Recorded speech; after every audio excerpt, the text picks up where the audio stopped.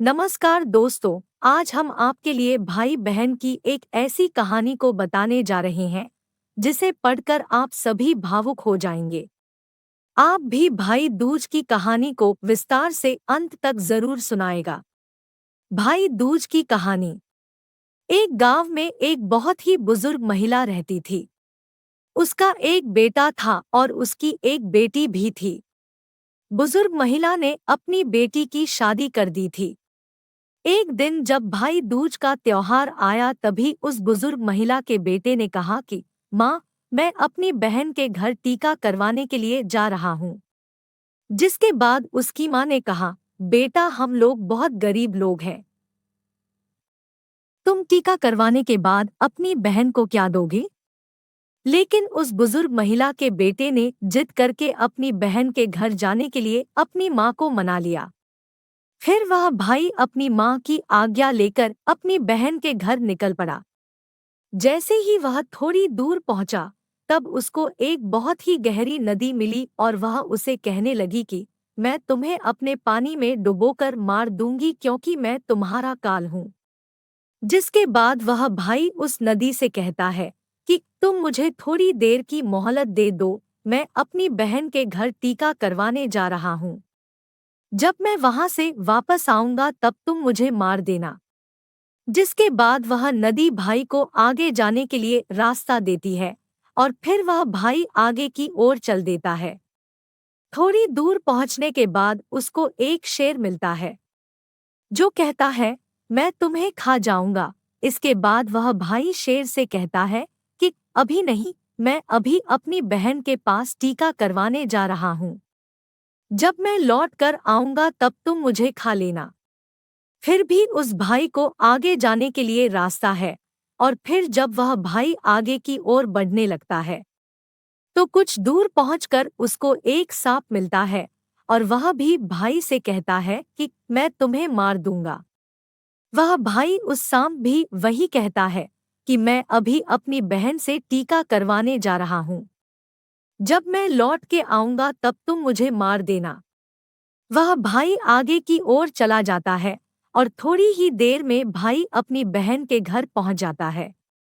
जब वह अपनी बहन के घर पहुंचता है तो घर के बाहर से आवाज लगाता है, लेकिन घर के अंदर उसकी बहन सूत काट रही होती है।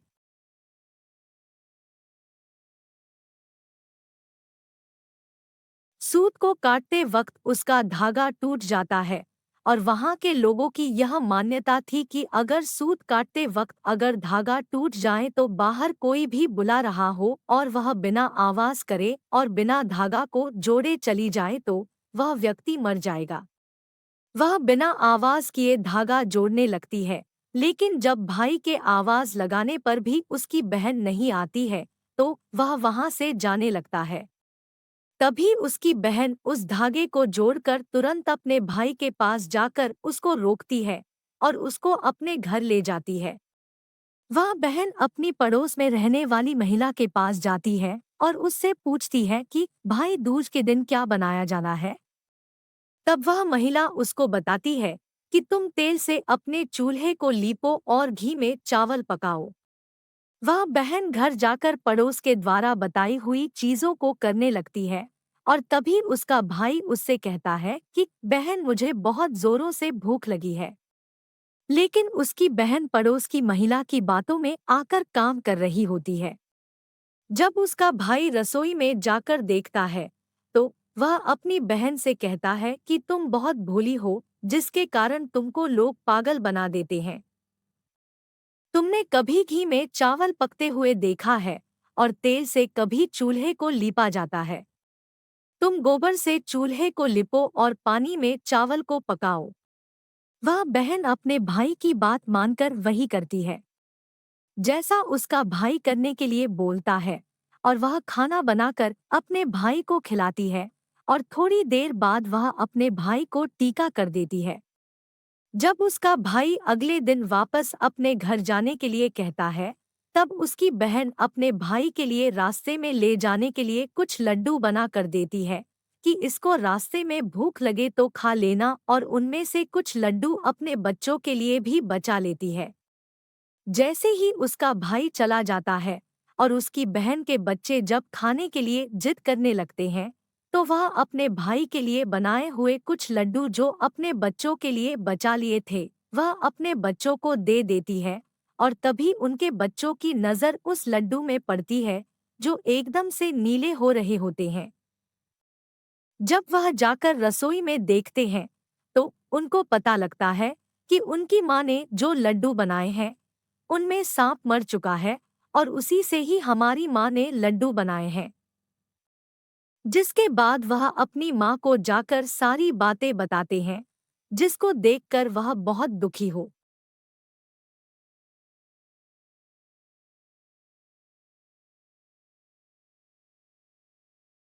कर वह बहुत दुखी हो जाती है और तुरंत अपने भाई के पीछे भागती है। रास्ते में कुछ दूर चलने के बाद उसका भाई उसको मिल जाता है। वह तभी उसकी बहन उससे पूछती है कि भाई तूने लड्डू तो नहीं खाए। उसका भाई कहता है नहीं और तभी अपने भाई को सारी बात बता देती है।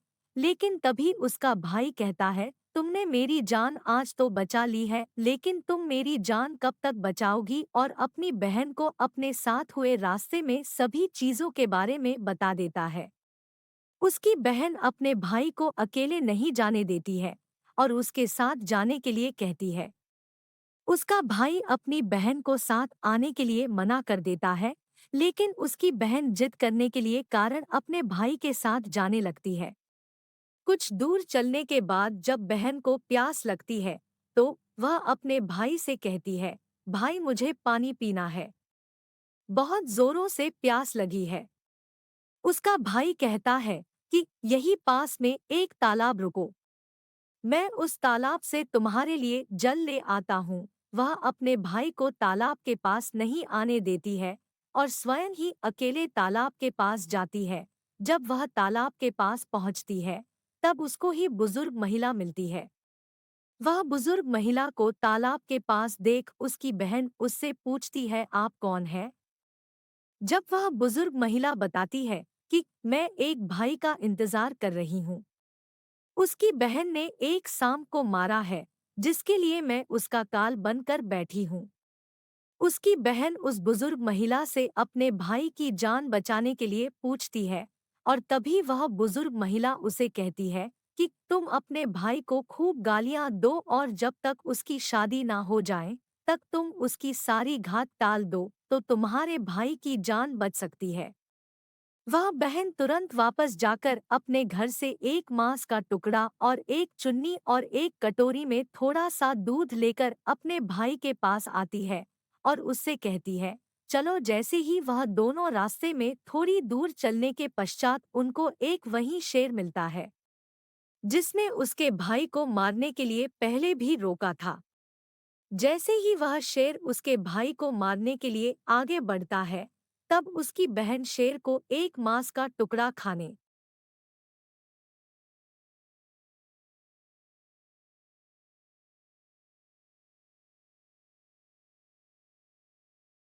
लगता है और वहां से दोनों लोग आगे चल देते हैं। आगे पहुंचकर जब थोड़ी दूर पर वही सांप मिलता है, तो वह सांप को अपने साथ लाई हुई एक कटोरी में दूध को सांप के आगे रख देती है, जिससे सांप दूध पीने लगता है और वह लोग आगे की ओर चले जाते हैं।